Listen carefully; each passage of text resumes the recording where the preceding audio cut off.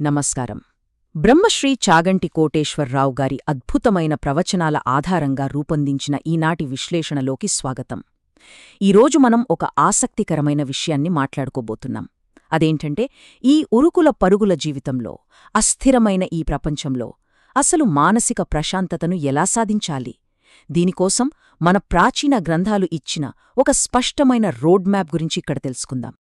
అయితే ఈ ప్రయాణంలో మనం ప్రధానంగా 4 విషయాలు చూడబోతున్నాం. మొదటిది మానవ బలహీనతలు, కోరికలు. రెండవది శరణాగతికి ఉన్న శక్తి. మూడవది మనస్సును సంస్కరించుకోవడం. ఇక చివరిగా సేవ అంటే అసలైన అర్థమేమిటి అనేది చూద్దాం. సరే, ముందుగా మొదటి భాగంలోకి వెళ్దాం. అదే మానవ బలహీనతలు, కోరికలు, దీని వెనుక ఉన్న నిరంతర సంఘర్షణ. మనం సాధారణంగా ధర్మబద్ధంగా చాలా పర్ఫెక్ట్గా జీవించాలని అనుకుంటూ ఉంటాం కదా, కానీ మనస్సును లేదా మన కోరికలను అదుపు చేసుకోలేకపోవడమే అసలైన మానవ బలహీనత అనిక్కడ స్పష్టమవుతోంది. సుఖాలను కోరుకోవడం సహజమే, అందులో తప్పులేదు. కానీ ఆ కోరికలు హద్దులు దాటినప్పుడు, వాటికి మనం బానిసలుగా మారినప్పుడు మాత్రమే మనిషి తీవ్రమైన బాధలకు గురవుతాడని మూలగ్రంథాలు చెప్తున్నాయి. ఇది మనందరి జీవితాల్లో ఎప్పుడో ఒకప్పుడు అనుభవంలోకి వచ్చేదే. ఈ పరిస్థితినే 100 ఏళ్ల క్రితం గొప్ప కవి ధూర్జటిగారు తన కాళహస్తీశ్వర శతకంలో ఎంత అద్భుతంగా చెప్పారో చూడండి. మన మనస్సు ఎంత చంచలమైనదంటే, సుఖాలు, కుటుంబం, సంపద చుట్టూ అది ఎప్పుడు తిరుగుతూనే ఉంటుంది, ఎప్పటికీ ఆగదు. దాన్ని సొంతంగా అదుపు చేయడం ఎంత కష్టమో ఆయన వాక్యాలు మన కళ్ళకు కట్టినట్లు చూపిస్తాయి. మరిలా మన ప్రయత్నాలన్నీ విఫలమైనప్పుడు, మనస్సు మాట విననప్పుడు ఏం చేయాలి? ఇక్కడే అసలైన పరిష్కారం దొరుకుతుంది. అదే మన రెండో భాగం, శరణాగతి శక్తి. ఇక్కడ మనం ఒక ముఖ్యమైన విషయం అర్థం చేసుకోవాలి. శరణాగతి అంటే ఏదో గంటల తరబడి కూర్చుని మంత్రాలు తప్పులు లేకుండా చదవటం కాదు. మనలో ఉన్న లోపాలను దాచకుండా, నేను చాలా ఉత్తముడిని అని నటించకుండా, నా మనస్సును నేనే అదుపు చేసుకోలేకపోతున్నాను అని నిజాయితీగా ఆ భగవంతుని ముందు ఒప్పుకోవటం. అప్పట్లో రుక్మిణీదేవి కృష్ణుడికి రాసిన అత్యవసర లేఖలో తన నిస్సహాయతను ఎలా చెప్పిందో, అలాగే గజేంద్రుడు ఏ విధంగా శరణు కోరాడో అదే నిజమైన శరణాగతి అని మనకర్థమవుతోంది.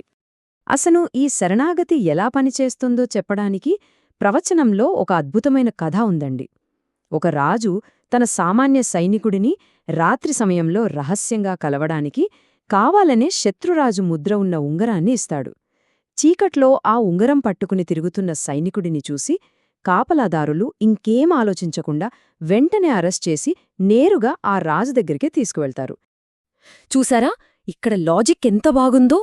ఆ శత్రురాజు ఉంగరం ఆ సైనికుడిని ఎలాగైతే నేరుగా తన రాజు దగ్గరకు చేర్చిందో, మన శరణాగతి కూడా సరిగ్గా అలాగే పనిచేస్తుంది. మనం ఎలాంటి తప్పులు చెయ్యని వారిలా నటించడం మానేసి, మనలోని చెడు కోరికలను, బలహీనతలను అదే శత్రుముద్రలాగా భావించి నిజాయితీగా భగవంతుని ముందు ఒప్పుకోవడం వల్ల అది తక్షణమే దైవానుగ్రహాన్ని, ఆధ్యాత్మిక రక్షణను తీసుకొస్తుంది. సరే, శరణాగతి అనేది అత్యవసర సమయంలో మనకు తక్షణ రక్షణనిస్తుంది. కాని జీవితాంతం మనం ఆచరించాల్సిన ప్రక్రియ ఒకటుంది.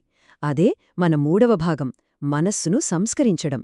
ఇదొక జీవితకాల సాధన.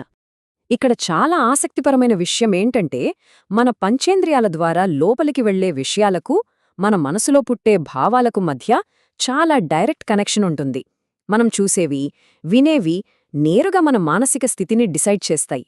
విత్తనం ఎలా ఉంటే చెట్టు అలా వచ్చినట్లుగానే మన మనసు లోపలికి వెళ్లే విషయాలే మన ఆలోచనలను నిర్దేశిస్తాయని దీని అర్థం. మనం పాజిటివ్ విషయాలు వింటే మనసు ప్రశాంతంగా ఉంటుంది కదా. అసలు మన చుట్టూ జరిగే విషయాలు మన మానసిక ప్రశాంతతను ఎంత వేగంగా మార్చేస్తాయో చెప్పడానికి ఇక్కడొక ప్రాక్టికల్ ఉదాహరణ చూద్దాం. రోడ్డు మీద వేగంగా వస్తున్న ఒక కారు కింద సడన్గా ఒక చిన్న కుక్కపిల్ల పడబోతున్న దృశ్యాన్ని మనం చూశామనుకోండి. కేవలం 5 సెకండ్లలో ఆ దృశ్యం మన మనసును ఎంతలా భయపడుతుందో, ఎంత ఆందోళనకు గురిచేస్తుందో కదా. అదే కుక్కపిల్ల త్రుటిలో బటికి బయటపడినప్పుడు ఒక 2 నిమిషాల తర్వాత మనసు మళ్లీ నెమ్మదిగా ఎలా శాంతిస్తోందో గమనించండి.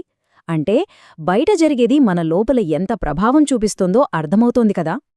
అందువల్లే ఒక మొక్క బతకాలంటే దానికి సరైన సూర్యరశ్మి, నీరు ఎలా అవసరమో, మన మనస్సు కలుషితం కాకుండా ఉండాలంటే కూడా దానికి సరైన ఆహారం ఇవ్వాలి. పవిత్రమైన రామాయణ, మహాభారతాల వంటి ఇతిహాసాలను చదవడం, మంచి ఆధ్యాత్మిక విషయాలను వినడం చాలా అవసరమని ఇది సూచిస్తోంది. ఇలాంటి పాజిటివ్ విషయాలను మనం వినడం, చూడడం వల్లనే మనకు సరైన సంస్కారం అలవడుతుంది. మరలా సంస్కారవంతమైన మనస్సు ఏర్పడినప్పుడు ఏమవుతుందో తెలుసా? ఒక పరిస్థితి ఎదురైనప్పుడు గంటల తరబడి ఆలోచించకుండానే తక్షణమే ధర్మబద్ధమైన ఆచరణ బయటకొస్తుంది. దీనికి ఒక అద్భుతమైన ఉదాహరణ. మహాత్మాగాంధీగారు కదులుతున్న రైలు ఎక్కుతున్నప్పుడు ఆయన చెప్పు ఒకటి కింద పడిపోయింది. వెంటనే ఆయన ఏం చేశారంటే, దొరికిన వారికి ఆ జత పూర్తిగా ఉపయోగపడాలనే ఉద్దేశ్యంతో తన దగ్గర ఉన్న రెండవ చెప్పును కూడా ఏమాత్రం ఆలోచించకుండా కిందకు విసిరేశారు. ఒక సంస్కారవంతమైన మనస్సుకు ఇంతకంటే గొప్ప నిదర్శనమేముంటుంది? ఇక ఇప్పుడు మనం ఈ విశ్లేషణలో ఆఖరి మరియు అత్యంత ముఖ్యమైన విభాగానికి వద్దాం. అదే నిజమైన సేవ, అహంకారం ఏమాత్రం లేని ఆచరణ. ఈ రోజుల్లో మనం చూస్తున్న చాలా దానధర్మాలు ఎలా ఉంటున్నాయంటే, ఇచ్చేవాడిలో నేను చాలా గొప్పవాడిని అనే అహంకారాన్ని పెంచేలా ఉంటున్నాయి. కాని దాత తనను తాను కేవలం ఒక చిన్న పనిముట్టుగా భావిస్తూ అత్యంత వినమ్రంగా చేసే సనాతన ధర్మపు సేవకు, ఈ ఆధునిక దానాలకు మధ్య ఉన్న చాలా పెద్ద వ్యత్యాసాన్ని ఈ ప్రవచనం మనకు చాలా స్పష్టంగా చూపిస్తుంది. మన సనాతన ధర్మంలో ఒక అద్భుతమైన నియమముందండి. దానం చేసేటప్పుడు సహాయం తీసుకునే వ్యక్తిలో సాక్షాత్తు ఆ భగవంతుడినే చూస్తూ ఇచ్చే వ్యక్తే తీసుకునే వ్యక్తి పాదాలకు నమస్కరిస్తాడు. వామనుడికి భూదానం చేసినప్పుడు బలిచక్రవర్తి వ్యవహరించిన తీరు దీనికొక పర్ఫెక్ట్ ఉదాహరణ. అసలు దాత అనేవాడు కేవలం దైవ సంకల్పానికి ఒక సాధనం మాత్రమే అని, ఇలా సేవ చేసే అవకాశం దక్కడమే ఒక పెద్ద అదృష్టమని ఇది తెలియజేస్తోంది. అసలు ఈ నిస్వార్థమైన సేవకు అంతిమ ప్రమాణం స్వయంగా ఆ భగవంతుడే.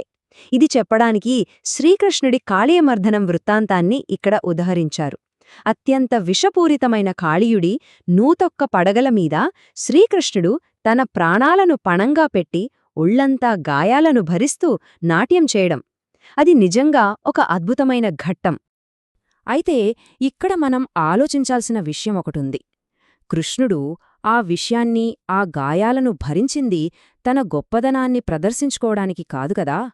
ఆ యమునా నదిలోని విషపూరితమైన నీటిని తాగి ప్రాణాలు కోల్పోతున్న ఆ నోరులేని ఆవుల కోసం, అలాగే తనను నమ్ముకున్న అమాయకమైన గోపాలకుల కోసం, ఏమీ ఆశించకుండా అత్యంత స్వచ్ఛమైన, ఎలాంటి షరతులూ లేని ప్రేమతో చేసిన అసలు సిసలైన సేవ అది. ఇదంతా విన్న తర్వాత మనలో ఒక లోతైన ప్రశ్న తప్పక తలెత్తుతుంది. మరి మన ఆధునిక జీవితాల్లో మనకున్న ఆ అహంకారాన్ని, నేను అనే భావనను పక్కనపెట్టి ఆపదలో ఉన్నవారికి, నోరులేని జీవాలకు అంతే స్వచ్ఛమైన అంకితభావంతో మనం ఎలా సేవ చేయగలం? ఈ పవిత్రమైన సంస్కారాన్ని కేవలం విని వదిలేయకుండా మన నిజ జీవితంలో ఆచరణలో ఎలా పెట్టాలి అనేది మనందరం ఆలోచించాల్సిన, అన్వేషించాల్సిన అసలైన విషయం.